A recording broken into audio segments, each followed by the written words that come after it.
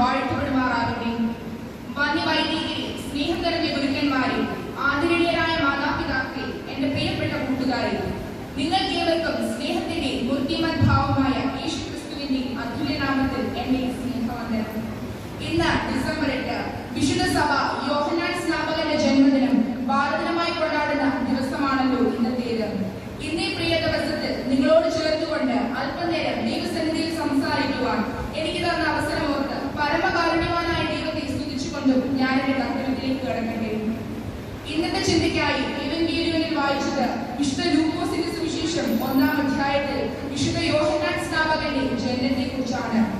അവൻ ജ്വലിച്ചു പ്രകാശിക്കുന്ന വിളക്കായിരുന്നു എന്നാണ് യേശുക്രിസ്തു യോഹന്നാൻ സ്നാപകനെ കുറിച്ച് പറയുന്നത്.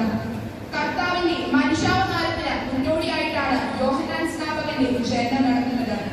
കാത്തിരിപ്പിന്റെ പൂർണ്ണത അനുഭവിക്കുന്ന എലിസബത്തിന് പ്രസവിക്കാനുള്ള കാലം തികഞ്ഞപ്പോൾ അവൾ ഒരു മകനെ പ്രസവിച്ചു. കർത്താവ് അവളോട് വലിയ കരുണ കാണിച്ചു എന്ന അയൽക്കാരും ചാർച്ചക്കാരും കണ്ടിട്ട് അവളോട് കൂടി സന്തോഷിച്ചു. ഈ ദിനമാണല്ലോ നമ്മൾ ഇന്ന് ഭാരതമായി കൊണ്ടാടുന്നത്. അനുസരണം, വിനയത്വം എന്നിവ വേഷത്തിലും ആഹാര രീതിയിലും പുലർത്തിയവൻ, ദൈവത്തിന്റെ വാക്ക് വിശ്വസിച്ച് സക്രിയ പുരോഹിതനുണ്ടായ മൗനം, യോഹന്നാൻ തന്റെ ജനനത്തിലൂടെ തിരിച്ചു ലഭിച്ച ശബ്ദവും നമ്മളിൽ അത്ഭുതമുളവാക്കുന്ന ഒരു സംഭവം തന്നെയാണല്ലോ. വേഷത്തിലും ആഹാര രീതിയിലും ലാളിത്യം പുലർത്തിയത് മാത്രമല്ല, ജ്ഞാനത്തിലും ആത്മീയ ബലത്തിലും യോഹന്നാൻ സ്നാപകൻ മുന്നിലായിരുന്നു.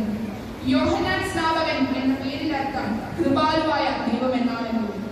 പൈതൽ വളർന്ന് ജ്ഞാനം നിറഞ്ഞ് ആത്മാവിൽ ബലപ്പെട്ടു. ദൈവകൃപ അവനിൽ ഉണ്ടായിരുന്നുവെന്ന്